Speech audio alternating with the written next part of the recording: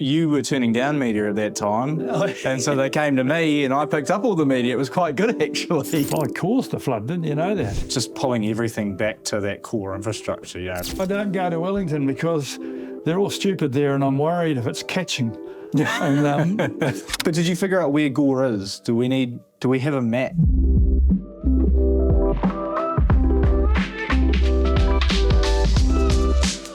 Okay, nice to meet you, young Ben Bell from Gore. This is Ben Bell from Gore. My Auckland listeners, I've no idea where it is, but it's somewhere down south. So what are you doing up here in Auckland, Ben Bell, the Mayor of Gore? I'm up here for the New Zealand Mural Forum. The New Zealand Mural Forum. Never heard of it. What's that?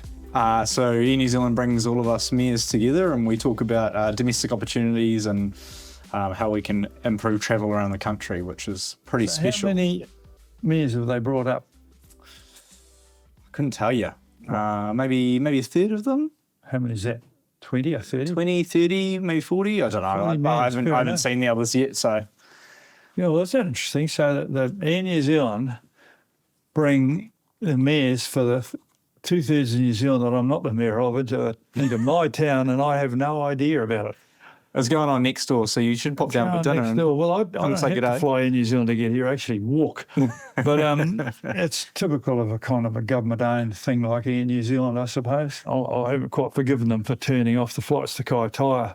Maybe that's why you were invited. Well, that's when you think they'd be extra nice to someone you first off, wouldn't you, really? But I mean, I own quite a bit of Kaitaia, and they turned off the flights to Kaitaia, and it really annoyed me. I just like to go there. But I haven't actually flown on Air New Zealand since I've been the mayor. Really? New Zealand. Wow. Well, I don't go to Wellington. I've found that all the ministers, the prime ministers all come and sit there, and so. Oh, see, I don't have that kind of pull in Gore. I have to go to there. Go up there. So Yeah. Try not going. You never know. They might come and have a look. And no, I walk to work actually, which is pretty annoying for the local Green MP, who I'm reasonably friendly with, and we're both socially liberal, but she's economically liberal and I'm not. I'm economically conservative. Do you think you'd ever get one of these interviews with Chloe? Yeah, sure. Yeah, definitely. Chloe and I go and have a beer together quite often, and people drop their drinks when they see us in the pub. But and so in terms of greenness, I'm more green than she is. I walk to work and she gets in an aeroplane and goes to work. So she used to eat that. But we get on okay. So thanks for coming in for a chat. I asked you this: you've got a council credit card? So you're ahead of me, mate. I do now. Yeah. It took me about a year and a half to get one, but we got there in the end. No. Well, I've had a little bit to do with some of the other mayors. The mayor of Christchurch, who's joined me on the outside of not being an NLGNZ anymore, he showed up and I took him to lunch one day, and then the yacht squadron and I bought him lunch and a couple of beers and everything, and I tried to get paid for that or reimbursed, and it was looking like I was going to run up about a $3,000 bill of staff members from various floors downstairs approving an $80 bill, and I said, stuff that. So I haven't got a credit card, and I don't claim anything. So when they lagoon me for the claiming of all the councillors' expenses, they'll find that it's naught, actually, because I've yet to find out how you do that.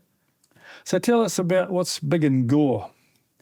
We've got a big trout. Don't know if you know this. But I've got a couple of old trouts up here, but no. There you go. We've got a big brown trout just sitting in the main street. So what's happening in Gore? A bit of everything, really.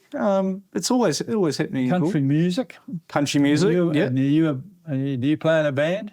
I don't. No, I don't have a musical bone in my body. So. Mate, well, you're behind me there. I play in a band. Do you? Yeah, what do you play? I play the banjo badly. Banjo. Just well enough not to get kicked out, and I'm in a band called the Hungy Stones. I'm the token white guy. Yeah. You'll have to come down and play for our country music festival next year.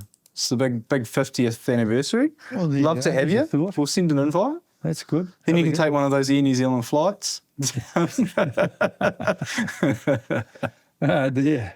That's pretty amazing. That's I'll race it. I've been invited to have. The boss of Air New Zealand was my neighbour, one story above me, in the last apartment building I lived in for quite a few years, but I've actually moved out to a lower Ponsonby now. So I understand that the parking fees and fines in Gore are the same as they are in Auckland. It always struck me as bizarre. It is. I actually, when the minister brought out the legislation of bringing them up, I was tempted to actually contact you and say, why don't this be left to the councils to sort out? Because now you're showing some signs of intelligence. I know, look at that, That's eh? why I don't go to Wellington, because they're all stupid there, and I'm worried if it's catching. And, we're about as far away from Wellington as you guys are, probably. So yeah. Well, I'm quite happy not to go there, but I raised and pointed out, I don't know much about the parking problems of Gore, but I imagine it's a bit more severe here. And it strikes me as mad that the parking fine is $12, so nobody with any brains at all in Ponsonby or Island pays to park, because it's cheaper to pay the fine. And the minister got that, and so he goes to his civil servants in Wellington, and they all clown around, and weeks later they come up with the idea, inflation proof it will make it $20. I'm thinking, that's only a cocktail. In Ponsonby, and I'm thinking it's ridiculous. Here's an original thought. Why don't you let us set them, which is your thought as well. Good on you for that. And why don't we sort of make it at a point at which people will find that it's cheaper to actually behave and pay to park. And it's got to be a lot more than $20. I don't really understand it, because we're the ones who pay the parking wardens who go out and check it. We're the ones who pay for all the parking infrastructure. I don't understand why we don't get to impose the fines or set what the fines are or do them. It seems bizarre that that's a very key piece that we have nothing to do. That is because you shouldn't understand that. It's stupid. And I don't need to understand it, I think. No. Once you start understanding things like that, it's time to go, mate. So how much were your rate rises in Gore this year? We were 21.4. Pretty rough. Yeah, pretty rough. How do they stone you much down there? Or That's one way of putting it. Yeah. No, it wasn't a very pleasant couple of months, but we've got to work hard. That was only our annual plans. We've got to work hard on our long-term plan coming into. Why haven't you done your long-term plan? No, we haven't. So because we've got a new chief executive, we found it was better to. The long-term plan is named after the fact that it takes a long term to get it through. Yeah. We had 60 meetings and 100 hours of meetings with my councillors, but we ended up getting a pretty good one through. We actually had 6.5% rate rises. Was that the lowest in the country? Certainly the lowest of places that people have heard of anyhow. And it was, I'm quite proud of it, because when I walked in here, my predecessor had left me a $375 million hole, which, and I asked around the table, how did this happen? They was, it wasn't me, it wasn't me, it wasn't me, it wasn't me. So it must have been the Taniwha. And we've managed to get that through, and we've managed to actually take the one we only had two assets, one which is a not-for-profit port, which by threatening to sell it has now become a for-profit port, and an airport which made the princely sum of 1.5% return, which is not particularly good considering we were borrowing at 5.5% to get a return of 1.5%, which most people worked out as not bright. But I had quite a few councillors who thought that was terrific. But we've got enough that we're going to do something better. That we're actually going to put it in a fund and expect to get 8.5% and 9%, which is nice to see. So yeah. How were the press when you became the youngest mayor in New Zealand? Well, they actually fell in love with you. Yeah, I was going to say, I probably have to thank you actually, because you were turning down media at that time, and so they came to me and I picked up all the media. It was quite good actually. You're obviously in the media a whole lot more now and interacting with them. How did that all happen? Well, I left them alone for a while because I didn't need them. Yeah, they needed me, and I had to learn that they needed me by not going there. Scarcity has a value, you know. If there's no tomatoes, they're worth quite a lot. And so, well, certainly with Wellington, from what you were saying about ministers coming up to see you. Yeah, well, half them come from here, and there's I think there's around 40 MPs in my city. Nobody knows who they all are, but they are here. And the Prime Minister comes in here. He lives here. Yeah. I get on well with him. Well, that's good. Yeah. And how did you find it when you're getting like lots of lots of scrutiny, especially during the floods and things like that? Because obviously I had similar media around that time for different things. I caused the flood, didn't you know that? You know, I personally had to apologise for causing the flood. Like the rain picked up just as you said that, actually. Yeah. And I told the media afterwards, and I spoke, and I said, look, I accept that I caused the flood and had to apologise for that, you know. And but I'm very disappointed you didn't thank me for the nice sunny weather we had through the summer this year. But they didn't do that. But why did you become mayor?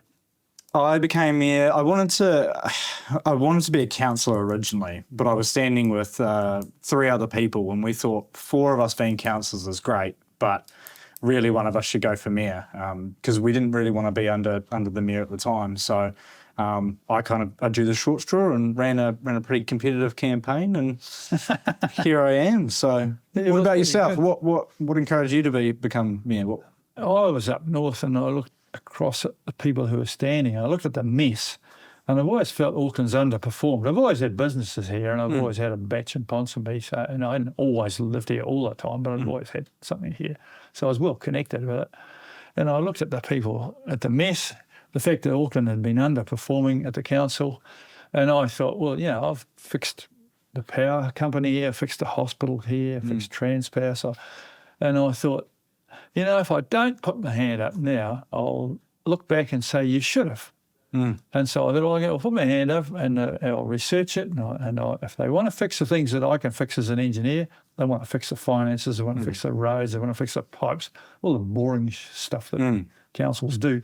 And as an engineer, I know about that stuff, you see. So yeah, that's so true. And it's an interesting time to be in local government as well. Just pulling everything back to that core infrastructure, you know, roading, pipes. Because I ran on back to basics campaign of just the simple stuff. That's all we need to be doing. Expecting to pay for. Yeah. Your council 25 years ago, what should they have done that's put you in the mess now? Wow, that's a great question.